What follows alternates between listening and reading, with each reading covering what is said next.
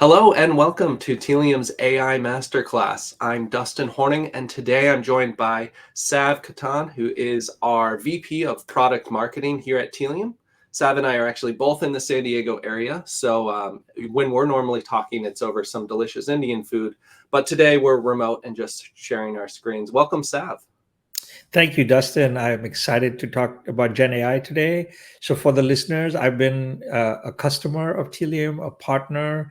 I started out as in the product team, and now I'm in product marketing. And we want to share with you just our experience and point of view on how the world is benefiting with Gen AI. Yeah, absolutely. And so if you're joining us now, you are in lesson 4. We've spent the last few weeks going over talking with Jeff about the state of the industry, the state of the marketplace overall in technology, and how that's driving all of this change. We talked with Rob about how data is your foundation and being intentional with how and when you collect that data and activate that data is critical for anything you want to do with Gen AI or AI in general. Last week, we started talking about the applications of AI on a customer experience. We talked with Drew about how traditional ML plays a key role in developing scores and models that influence how and when we engage with our customer. And today, jumping into lesson 4, this is probably the most unquestionable topic that we had when we started thinking about this series, because it is really all about this Gen AI movement that is happening that makes everyone question, okay, how is this going to change the things I'm working on? How is this going to actually start rearing its head in impacting customer experiences, journeys, personalization, marketing, all of that? And so no one better to discuss that with here than Sav. So let's get into it. Yeah, thank you, Dustin. I have to admit that I was a skeptic when this first started. I myself was trying to not use Gen AI as much as I could just because Mhm. the output was not always amazing and there was a lot of things about it that felt like it was not ready. But man, it's evolving so fast and I feel so excited to share with our listeners just where we are now and where we can go next. Yes, absolutely. It definitely had some stumbles out of the gate if you were trying to see production level value. And even, still it has its limitations, but it continues to evolve so fast. Every new model that comes out, every new capability is really solving for new problems. And it's only going to continue to uh, evolve more from here. Absolutely. So There we are. we already did our intro. So let's start here. Yeah. So just again, as a quick refresher, we've generalized the different ways to apply AI to the customer experience into these two broad categories. Last week, we focused on enterprise ML, how to incorporate machine learning into decisioning and scoring and models. This week, we're going to be talking about generative AI. How do we take the ability to process natural language and generate creativity based on really tons of broad context clues in order to inform conversation or images or other aspects of creative content, and how that's going to connect with our customer experience and start to represent our brands and our marketing effort more and more. We talked about how that breaks down into different categories, the differences between these two approaches. When we're talking about use cases with enterprise ML, we're looking more at like scoring, fraud detection, data quality pieces. With generative AI, we're talking about conversational aspects of engagement with customers, chat, personalized content, your search, how it can influence the call centers and those sorts of things. The need for data is also different, although as Sav will talk about, they're definitely related. With enterprise ML, you're definitely talking about structured, labeled data that is consistent in the same format that generates the best models. With generative AI, part of that big change that we're seeing is that now it can interpret broad context, natural language, different sorts of inputs, and actually generate a consistent result. The role that Telium would play is that with the enterprise ML, we're talking about sourcing that data for the original training that's going to be happening and activating the model scores that are coming out. With generative AI, we're talking about providing that context, injecting ourselves into prompts to make sure that the AI is situationally aware and has the most relevant history as possible, and then providing that additional long-term context for where this visitor has come from. Some examples of that: predictive insights, predictive scores of who's going to churn or who's going to buy for enterprise ML. And for generative AI, we can talk about generating real consistent prompts into chatbots or other RAG models that need to know the most that they can about who they're interacting with in the moment there. Anything you'd add on to that, Sav? No, I love what you said. It's pretty amazing what Gen AI can do right now, but it still needs guidance and guardrails. Mm-hmm. Our CEO Jeff loves to say that you're still the one that's flying the plane, and Gen AI might be really powerful like a jet engine now, but you still have to steer it. You still have to give it guidance, and Yeah. we'll talk about that as we go. But the minute you put some guardrails and some rules, it can really be highly productive within that box, and that's what we want to help you unlock, right? And there's just so much you can do with it. So Exactly. Putting it in the situation to be successful. yeah, and I wanted to start with just two of my favorite quotes about AI, and primarily about Gen AI. These are two quotes that I hear most frequently from people I meet and people we talk to, customers. We were at the Databricks Summit last week and heard these over there as well. That we don't know if AI will take our jobs, but someone using AI might. This Mm-hmm. is a fact. I think just how much AI is affecting all the roles across the board. There's a lot of things you can do with AI to make your output better, faster, smarter. And I think if you start educating yourself, then you're getting ready for what's coming. And this is what we want to recommend is, if you're not already trying it out, please start trying it out. That's going to help you a lot. And then the second quote, and Justin and I talked about this a lot, is don't think of Gen AI as just a tool. Think of it as a teammate and colleague. And what that Mm-hmm. means is, yes, it's a technology, but treat it a little bit more like you would treat a human being in terms of feedback, instruction, uh, collaboration. And if you think of it that way, and if you treat it that way, the likelihood that you'll get more value and better value goes up significantly. And that has helped me a lot, specifically when I start doing a prompt instead of just telling it instruction, even saying things like, I'm going to ask you to do this thing. Now review the content I'm giving you and tell me what else you need, Mm-hmm. or tell me how you might go about doing this. Just changing the Right. prompt just that much, and suddenly the quality of the output just dramatically increases. So Yeah. Letting it coach you on how to use it, of asking, what else do you need to know? Or what questions should I be asking? Or would you be asking so that I can give you more content here? and Um, that little pivot, right, it just immediately unlocks value. So today, when we were prepping for this, one of the things that, Dustin, you were talking about is just the correlation between this humanity and Gen AI, right? mhm.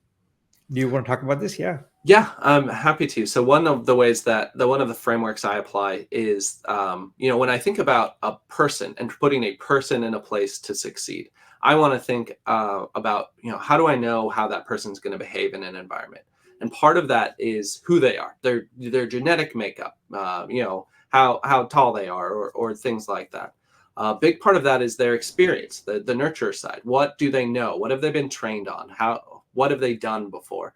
And then the third part is, what is the actual situation that they are in, and what is their awareness and their practice in that situation, right? So this can be applied to anything from, someone stepping up to bat a ball, or putting someone in a situation to give critical feedback to someone, right? There's different components that you inherit just because of who you are and your chemical makeup.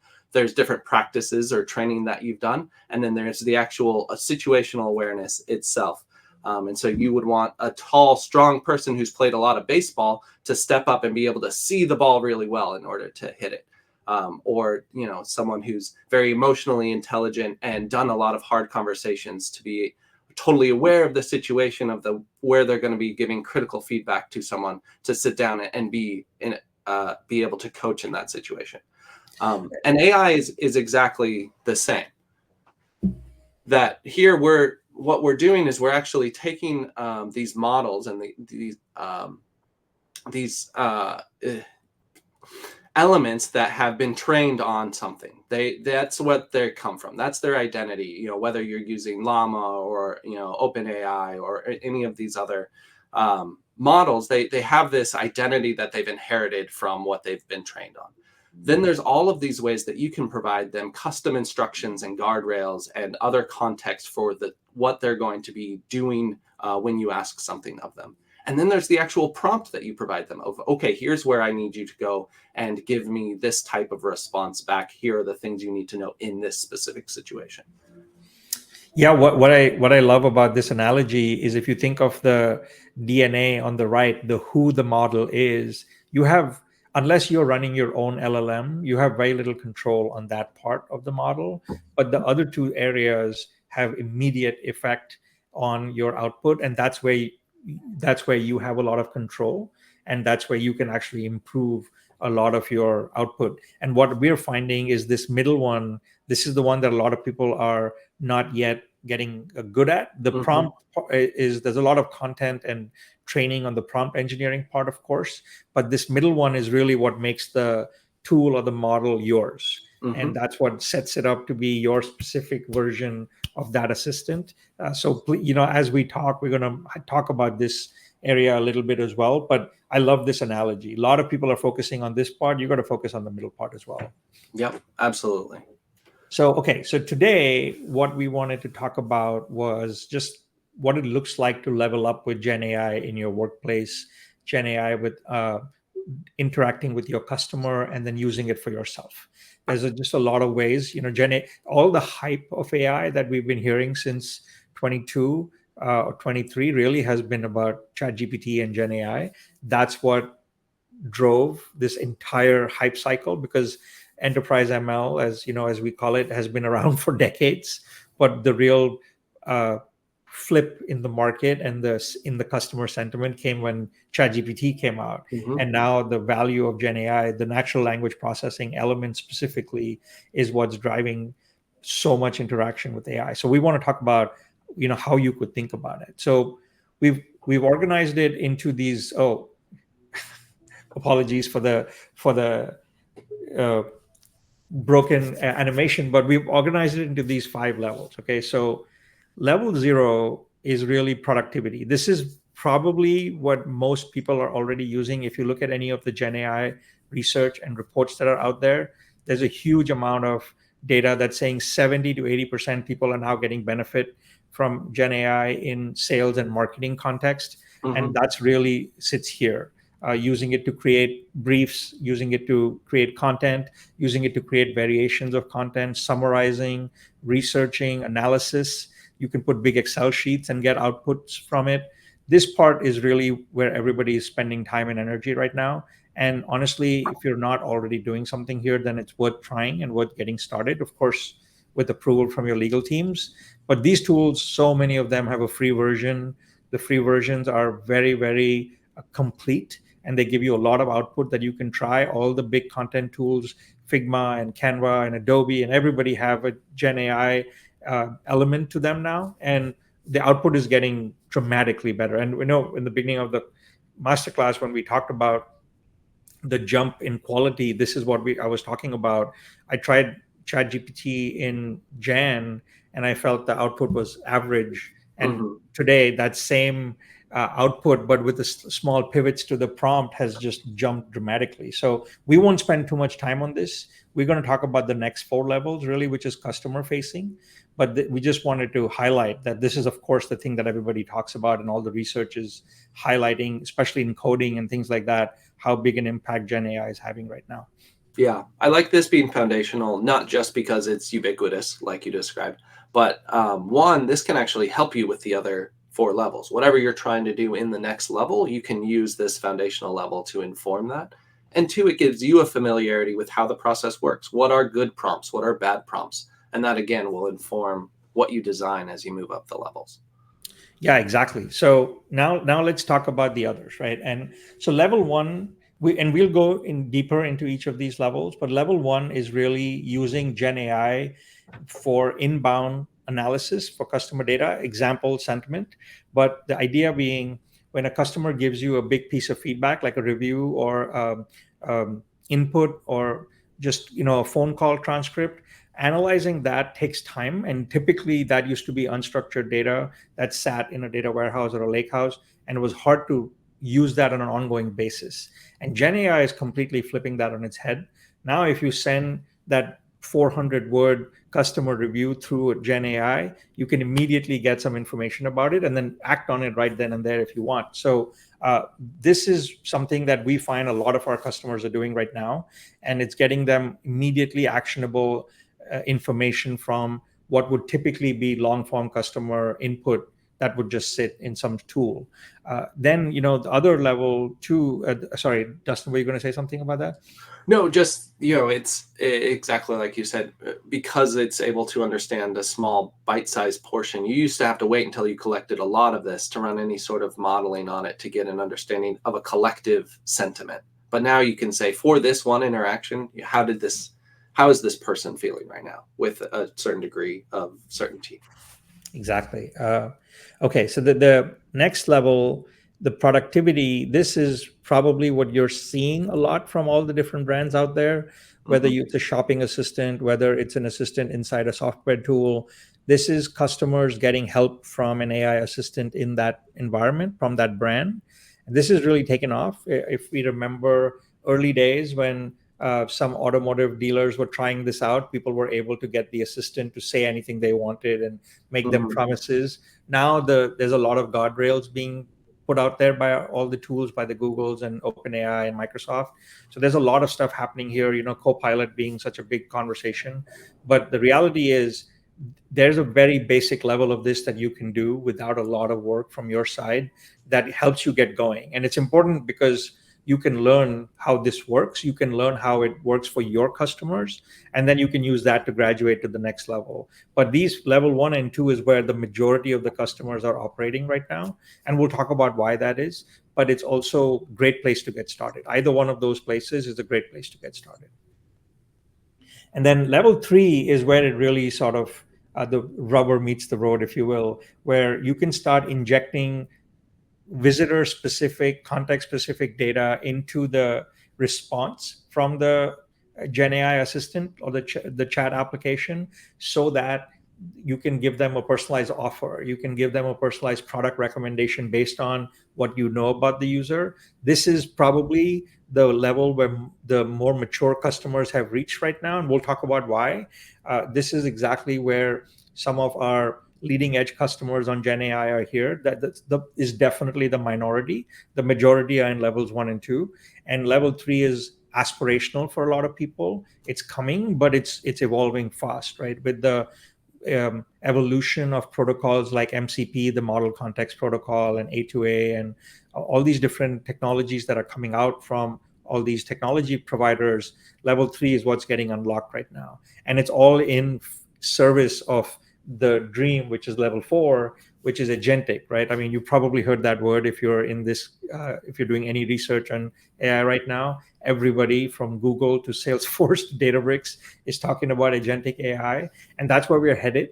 And honestly, the work that you do for level 3 really sets you up for level 4, because the big jump between level 3 and 4 is on the AI side, but the jump between level 2 and 3 is on your technology side. So that's kind of how we want to help you graduate. If you're trying to decide how to move up from where you are, or if you're trying to decide how to get started, this is our goal, right? To give you some context on what these things are and what it takes to get started.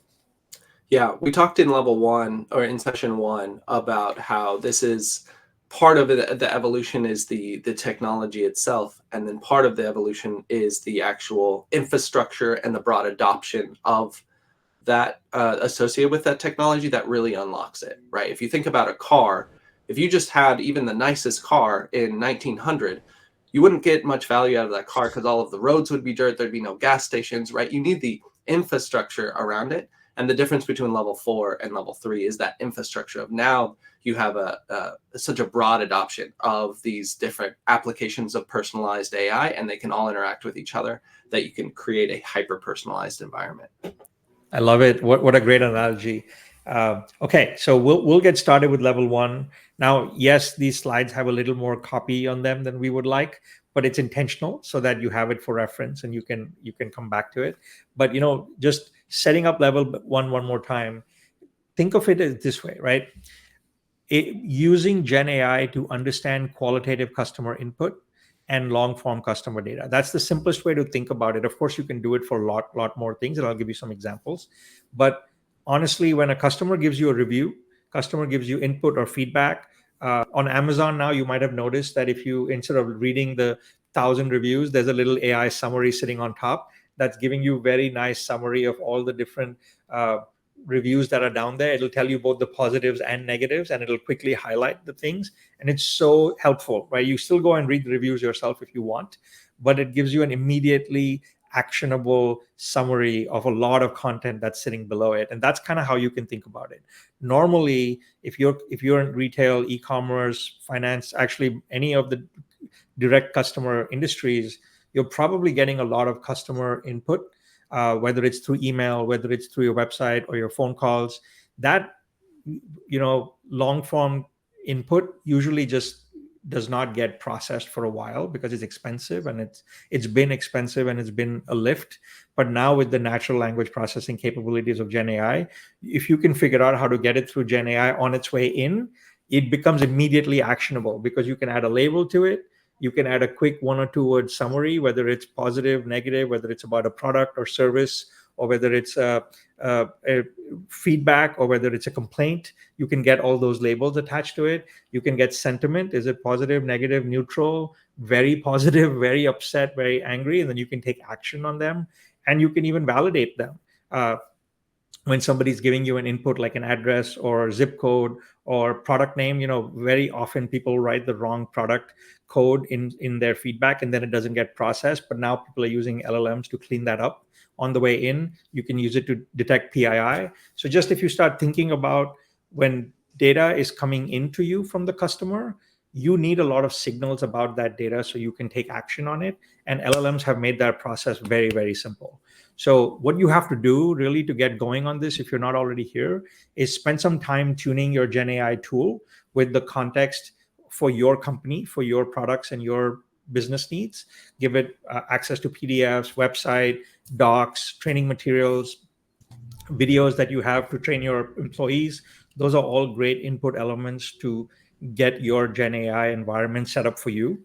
And then figure out what your prompt engineering process or approach would look like. A lot of companies are using tools like Dataiku, for example, to do prompt engineering. But prompt engineering and the context training, those two, like we showed you earlier, those are the two elements that really make the Gen AI environment yours. And that's where you get the best output.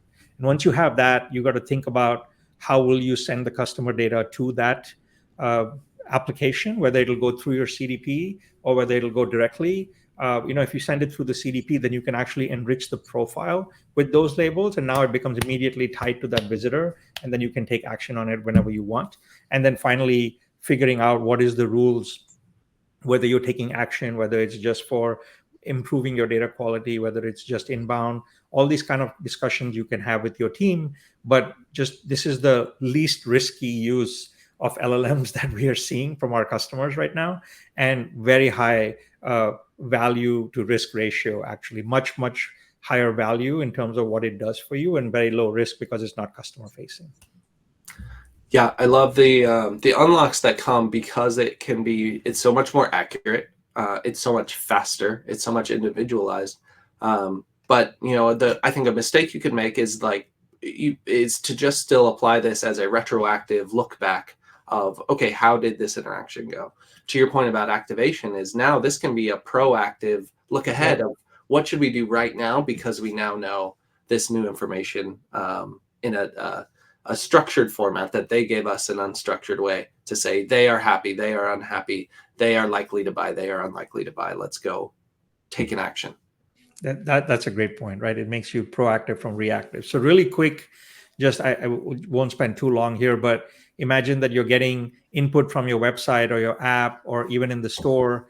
Now, if it's a 1 to 5 rating or an NPS score, that's fine. That's already quantitative. But if it's a text box that they filled out, imagine sending that signal directly to your prompt tool uh, this could be a collection of tools that you're using, and then your Gen AI analyzer, does the kinds of analysis that we were talking about, whether it's sentiment or categorization, validation, and then you get back the response as structured data that you can immediately add to your real-time profile. And if, like Dustin was saying, if you've now got the proactive response in your strategy, then you can take action immediately across any of the channels. If they were really upset, you can give them an offer, you can reach out to them, you can tag them in a certain way to put them in a certain category, you can set them up for follow-up, whatever you want to do. There's a lot of options here to really take it to the next level. So we are finding majority of our customers who are using Gen AI, they're at least doing this already. So this is something that you can start with, and it really has very high value to risk because you're not putting this in front of the customer. So even if the Gen AI makes a mistake, it's still inbound, and you can take care of that mistake without having any immediate impact. Okay, if I go to level two, and I'm not going to spend a lot of time here because this is probably the most common use you're saying. Now, I put this as level two and not level one because this is customer facing. And I wanted to make sure that inbound or productivity AI, Gen AI, which is for yourself, is separated from customer facing AI where the risk goes up, right? When the response from the Gen AI application is directly going to the customer, now you have a lot more risk because the Gen AI tools, they still hallucinate. They're much, much, much better than they used to be, but they can still say things that are not brand appropriate. They could still give wrong information, and they could give a really bad experience to your customer. And there's, of course, all the different technology companies are working hard to make that much more manageable and make it much safer for you to use, but it's still a risk. So that's why this is level two, because banks and healthcare companies and all the regulated industries are definitely taking their time to do this, whereas retail is travel, hospitality, they've all jumped on it because they have a lot of customer support needs. But wherever you sit, there's a lot of things to consider, and it's very easy to get started with this. There's a lot of tools out there now that will index your website and docs and all the materials and immediately get up to speed. And then if nothing else, they can be a support bot, or they can be a Q&A bot, FAQ bot. They can help customers find quick answers to different problems. They can help them solve small, very common issues. A lot of those things are very beneficial, but you just got to spend some time to help the bot get trained and put the right guardrails. So this is a great way to help your customers do more with your brand. The main energy here you got to spend is to train your assistant and put the guardrails and make sure you have a process in place to check the responses on a regular basis, so that if it's making mistakes, that you can fix them. You've got to set up some APIs and access for the bot, or I'm calling it a bot, but the application, to help it leverage all the right information. For example, at Telium, we have all our docs, all our knowledge base, all our history of support tickets, all our customer feedback that we've gotten over time, all the issues. We've used our assistant to train on all those things. So now it understands when you ask it how to configure a tag versus how to configure a connector. It knows the difference, and it knows where to go get that information, and it's understood those things. So you got to help the assistant that you're using get there. And then the most important thing here is you got to figure out how you are using the feedback to fine tune the assistant. When you launch it, it will never be great. It will always be just acceptable. And then the more time you invest fine tuning it, the better and better it gets. And the results are quite dramatic, actually. So I know, Dustin, since you used to manage support and implementation, you've probably seen a big jump with this. Yeah, absolutely. We always say the only thing worse than no answer is a wrong answer, and that was always my hesitance with things like that. But exactly those guardrails, teaching especially around how to determine if something's off limits or if they're not confident in an answer, to defer. Like let me bring in a human. Let's set up a time with an agent. Right, is a great way to make sure that there's they're answering what they're confident in, but and they're helpful in the ways that they've been really trained, but they don't overstep. And you will find this is probably, I I couldn't even list all the different tools that you can use for this now. I think in Scott Brinker's latest Martech report, there's over 100 of these uh, vendors already out there, and they have so many different ways to onboard your content and your training, from customer information to support to all your internal employee training materials. All those things can be used to get this assistant ready to go. But it's something that, depending on your industry, a lot of people are already heavily leaning forward into this. But the next level is where now the personalization kicks in. So we'll talk about that. Oh, sorry, I'm going upwards. Okay. So I wanted to call this out, right? Like I said before, level two was level two and not level one because it has customer facing. And there's still major risks when you think of customer facing AI, and you cannot take it lightly. And it's very important, if you're starting to put direct output from Gen AI in front of your customer, for you to take these things a little bit more formally in your organization. And the main thing is, it still gives wrong answers. It doesn't matter how good the output is. If you score it over 100 outputs, you'll find that there's a percentage of answers that are wrong. And when it comes to customer facing responses, like Dustin said, worse than no answer is a wrong answer. This matters when somebody's asking you how to set up a configuration or an API or an integration. This becomes very important. So you got to figure out how you're going to manage this. And then this is really the reason why people have been so hesitant on Gen AI, is it constantly starts saying things that are questionable. And depending on your brand and depending on your legal position, this could be a big issue. So that's why Gen AI still needs oversight and supervision. Gen AI has still not reached the point that you can just turn it on and forget about it. In the propensity model or in a recommendation model, that you don't have that issue. The model does exactly what it's supposed to do every single time. But in a Gen AI situation, because it's generative and because it's creating this content, it can easily make a mistake, and it's making mistakes still. So you got to figure out your process for oversight and supervision before you go on. So as we wanted to call this out before we keep leveling up, because the minute you start putting Gen AI in front of the customer, you got to have a formal process in your organization for oversight and supervision to make sure that you're not adding to the risk. Yeah, I had a friend who was using, I know we all have these AI hallucination stories now, but this one particularly pertinent. He was using one of these paid for high level models within his company, and it made a mistake. And he called it out. He's like, hey, I think you got this wrong. And they're like, yeah, I got it wrong. Like, I would expect you to get this right. You're right. I should have gotten this right. So should I ask for a refund? Like, yes, you should ask for a refund.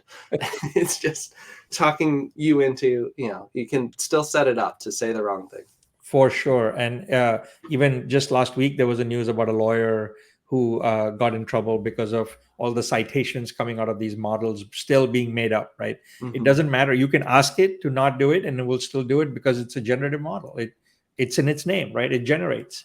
So if we think to the next level, though, it doesn't mean that there's no reason to that you should not be using it. And it doesn't mean that the risks outweigh the benefits. In fact, it's quite the other way around. The benefits have definitely started to outweigh the risks, which is why you're seeing it more and more. And if you do the work, there is a lot of value you can unlock in this for yourself and for your customer. So that's kind of what we wanted to use. We don't want it to feel like it's doom and gloom. There's a reason why the hype is so crazy about it, because what it can unlock for you is real. And I've been in personalization for almost 2 decades now. And I can tell you the biggest hassle in personalization has always been creating something unique for each different audience. Creative. And Yeah. you're right.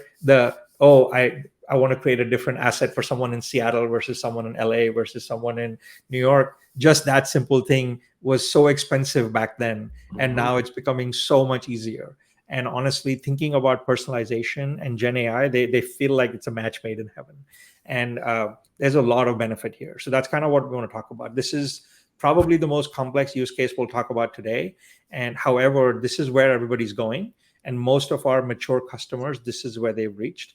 And I'll walk through the details, and we'll go through the data flow. But just to think about, if you want to set a target, if you're not here, there's a lot of opportunity for you to start trying these things out. So that what this level is really thinking about personalized engagement using Gen AI, figuring out how you can use your Gen AI assistant to give very personalized responses back to your customers, not just based on the question they asked or the prompt they gave, but based on everything you know about that customer, and based on all the history you have about them, whether they are high value, what is their favorite color, what is the product they typically like to buy, where they're based. You can use all that information to come back and give them a very personalized response, and it completely changes the experience both for you and for them, right? So that's why this promise is so heavy. It helps you offer very relevant information back.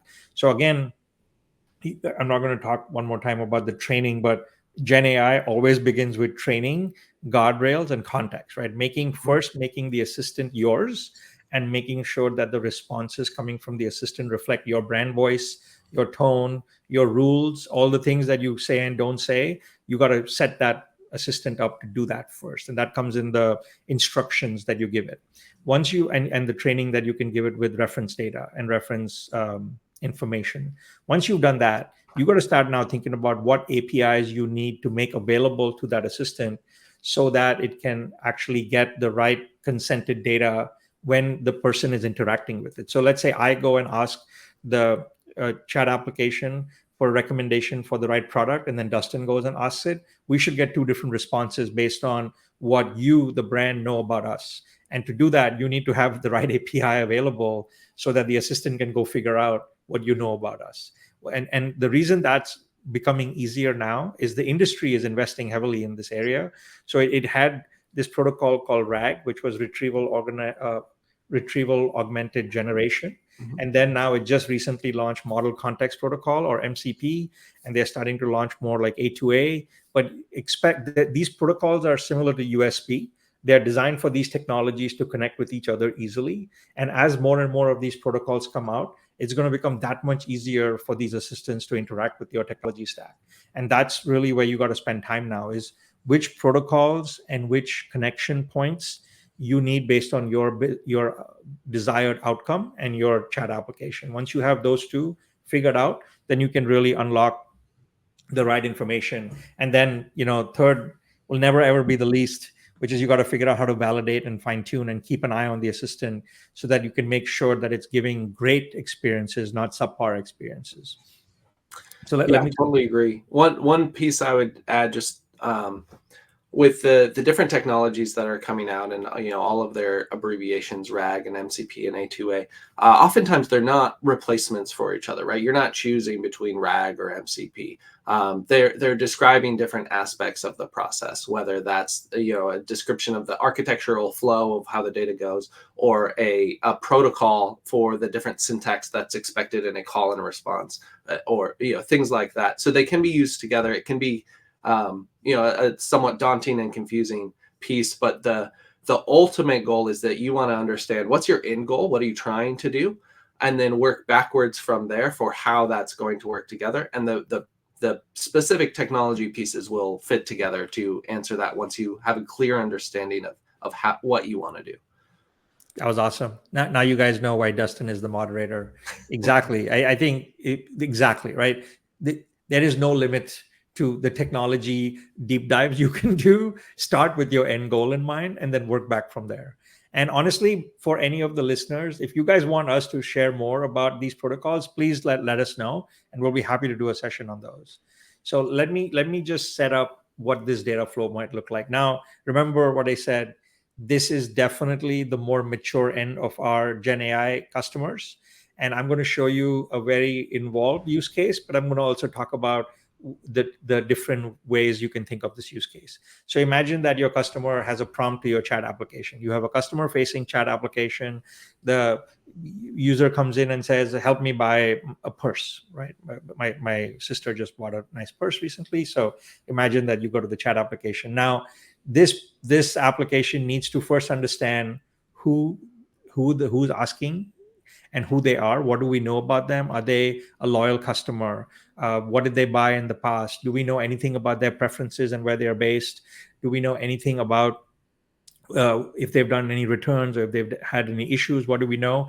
So this is where the chat application will send a request to, let's say, your CDP in this case. In this case, we're just showing Telium, but it would be your CDP. And you would need a very quick, very immediate response, usually a real-time response, so that they can get back the enriched visitor data for this request specifically. And this would have to be consented. So you have to make sure that whichever data you're using for the response here, you have consent from the visitor for this, right? Now, in a lot of cases, this might be enough, and then you give the response back to the user. But what most people are doing is now they're doing this other query. So if you're trying to make a recommendation for a product, maybe you're looking at the product database, maybe you're looking at inventory, maybe you're looking at availability and shipping times. That all information tends to live somewhere else. So now you can figure out how to go get that information. So now this chat application has visitor specific information. Then they have product specific information, maybe even company information. It could be whether if you're recommending a jacket or something like that. And then for the very mature customer, they're going to their next best action tool and even getting the offer information. So now the chat application is not necessarily deciding what offer it should give. It's asking the AI application based on all this information, hey, what offer should I show this user? And then you send back the LLM response, and it's very personalized and it's very, very relevant to that interaction. So I'll pause here for 1 second so you can digest. But this is 3 different calls that this application made using 3 different APIs, and each one got a different piece of information, and that allowed this chat application to give such a highly personalized response. And honestly, that's what it takes, right? If you use any one of these pieces of information, you're still doing a better job than the LLM would do on its own. But the more you combine, the better and more targeted the response gets. And this is the most mature version of this use case. A lot of people are just doing this vector database to make sure they get product information. A lot of people are doing only the CDP, and a lot of people are doing just this next best action. Any of those is still a great step, but now you can see what you can work towards, right? If you can get all these going, then that means you have all this data available, you have all these APIs available, and that this chat application is now giving your customers very, very targeted, appropriate responses. In travel and hospitality, this is where they are reaching. They're trying to get there because very competitive space, as you can imagine. But this is the vision of where people want to go with Gen AI in general. Yeah, I think this is really interesting, and this combined with what we'll talk about at least high level for the next level gets into some of the difference between like automation and agentic, right? And I think where this is still sitting, as you're describing it here, is this level of complex automation with an LLM component of it. Not quite agentic, because we're still following specific triggers for when we go and get which piece of information to then allow an LLM to respond, versus something agentic would have all of these tools and resources and an awareness of what it has access to, and would decide when and if to call different components and when and if to provide different responses to a customer, rather than just automating those processes. For me, this reminds me of, I'm a big fan of the American football, and in the NFL, the quarterbacks will have a little earpiece that the coaches can talk into. You don't want your quarterback to come to the first snap and have your coach tell you, okay, here's all the situations you might come up against. Here's how I want you to respond in each one. What you want is the coach to be able to say, okay, this is the situation you're in right now. This is the play I want you to run right now. And then the next play, you get new instructions based on how the situation has changed. And so this is that engagement here where your chat application is your quarterback, and you're feeding it the different information pieces that it needs just for that next prompt. Yeah, I love that analogy. And the difference I would say between this and agentic, at least the way I understand it, is in this case, this chat application will always follow these 6 steps in this order, right? Mm-hmm. That's the rules that we have given this chat application. We have told it that use data from here for this purpose, use data from, and it'll only do this. Mm-hmm. And it doesn't have its own intelligence to go decide based on the prompt to do something else. Yeah. And in an agentic world, we'll give it access to all these tools, and then we won't give it a rule set. We'll just tell it what outcome we want, and it'll figure out on its own when it should go to which tool, and it'll give the right answer. And that, that's, of course, we're not there yet. We're getting there, but we have reached here. Well, Mm-hmm. if you give it very specific guardrails and you tell it when to do each of these integration points, then it can actually do this. And a lot of the tools, our customers who are doing this in near real time, 2 to 3 second response time total, to figure all this out and to come back with a response that's acceptable. And that really is where we are today with this technology. And it's very reliable and it's consistent if you put in the work in tuning and maintaining it. And it can give your customers a very, very appropriate response that they can do something with. So just going back to our broken animation slide here for a second. So we talked about productivity really quick. This is, hopefully you guys are already doing this at work and you're seeing how much it's improving. This is what we see most of our customers doing, levels 1 and 2. This one not yet customer facing, and this customer facing. This is where we see a lot of our mature customers are starting to play. It's still not as much as it sounds in the industry. It's still slow, and a lot of that has to do with just the complexity and the risk both. And then the next is the agentic AI, which Justin was talking about. So today in our session, we're not going to go into agentic AI. That's our masterclass 4 that's coming up with Zach Wente, and I'm very excited for that one too. Actually, I would love to learn from him as well on agentic. He's on our team and he's bringing a lot of agentic workflows to our marketing team as well. But just where LLMs have reached, the reliability and the performance of these LLMs, and now vendors like Amazon and Databricks and Google and everybody are giving you a lot of foundation to do your own agents. And then the idea is you give the agent the end goal, and then the agent figures out all the different integrations it's supposed to use and what data it's supposed to bring in and how it puts it together to give the customer the right output. And that's really the holy grail, right? We've been talking about this hyper personalization for so long, but it feels like now we have the right set of tools that can actually figure out who the customer is, can figure out their needs and their desires in that moment based on the prompt, and then give them the exact output, whether it's content, whether it's an offer, whether it's a video, whatever it is, to respond to their requirement in that moment. And that'll be very exciting where we can go with this, but definitely not there yet. That being said, it's the worst it's ever going to be today, right? It's only going to get better from this point. So I'm so excited for the future there. Oh man. I think we had a couple other talking points we wanted to summarize with this. I think maybe we'll have to save those for another time or a follow-up conversation. At this point, we're coming up on time here for this conversation, Sav. So any closing thoughts in the last minute here? So my closing thoughts in the last minute, then I'll just stop on this slide, are that one, Gen AI is here to stay. There is no way that our future is not combined with Gen AI in all our lives, no matter what our role is. And honestly, it's a great piece of technology. And if understood and used well, it can be a massive unlock and a level up for pretty much anything you're trying to do on the marketing and customer engagement side of things. When it comes to software, it's already proven just how much of a difference it has made. And now the next domain that it's conquering is definitely marketing and customer engagement. So yeah, if that's what you're trying to unlock, you got to give Gen AI a try. Well said. And thank you all for joining us today and for spending your time with us. Looking forward to wrapping up this series with our last session, session 5 with Zach. So look out for that coming up. And thank you again to Sav for walking us through all this. Thank you, Dustin. Thank you all. Bye.